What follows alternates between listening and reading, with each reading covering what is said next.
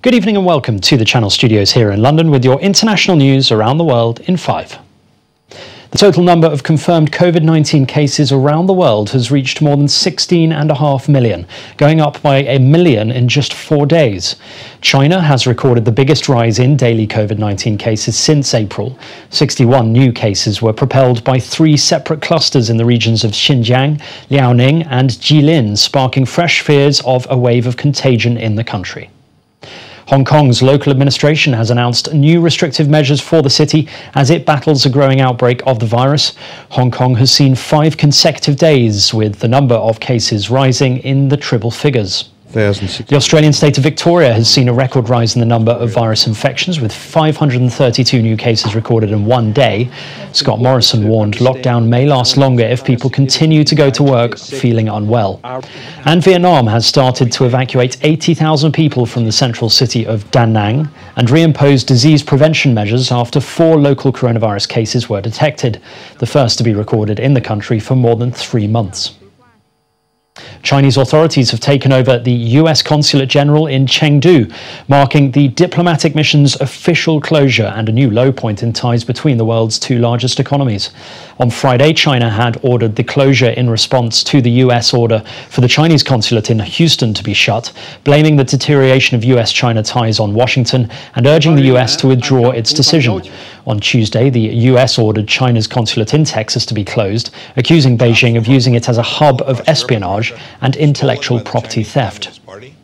Hurricane Hannah has left a trail of devastation in South Texas and Mexico before being downgraded to a tropical storm. At one point over the weekend, more than 283,000 homes and businesses were without electricity. The Texas governor said the storm was especially challenging as it was sweeping through an area of the state that has been the worst hit by the coronavirus. A section of a mosque in the occupied West Bank in Palestine has been set on fire, with Palestinian officials accusing Israeli settlers of being behind the attack. The attackers sprayed slogans in Hebrew on the mosque's walls, which referred to biblical, historical and political claims to an area that includes the West Bank. The Palestinian Religious Affairs Ministry accused Jewish settlers of starting the fire. The Sudanese government is sending more troops to the Darfur region following a spike in violence there.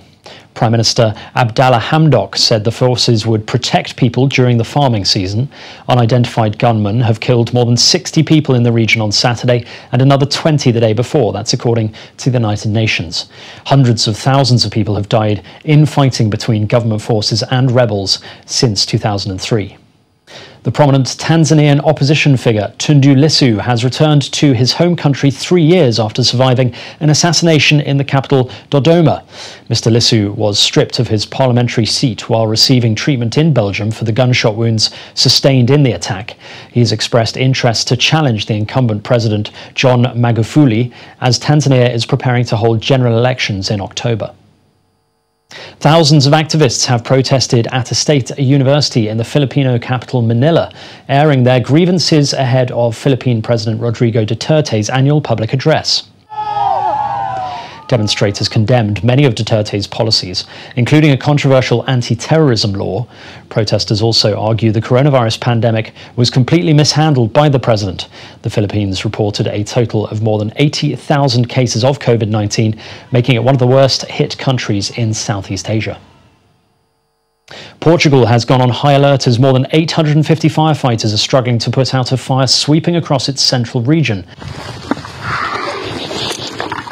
Strong winds and high temperatures are complicating the efforts to tackle the blaze. A 21-year-old firefighter has died while fighting the fire, and 7 others have been injured, including 1 civilian. And finally, a tailor-made boat on a lake may not sound like the ideal conditions for a concert, but that's exactly where French singer Evelyne Zhu and pianist Cécile Vauter have been rehearsing. Amid water lilies, they performed classics by Chopin, Maurice Ravel and Claude Debussy on their specially made floating piano. Called Piano du Lac, the two hope to bring classical music to the countryside where concert halls are not widespread. The owner of the castle in northern France said he welcomed the group and their show Melting Flotte to show his support for the cultural sector. And that's your international news around the world in 5. Now back to the Channel Studios in Lagos.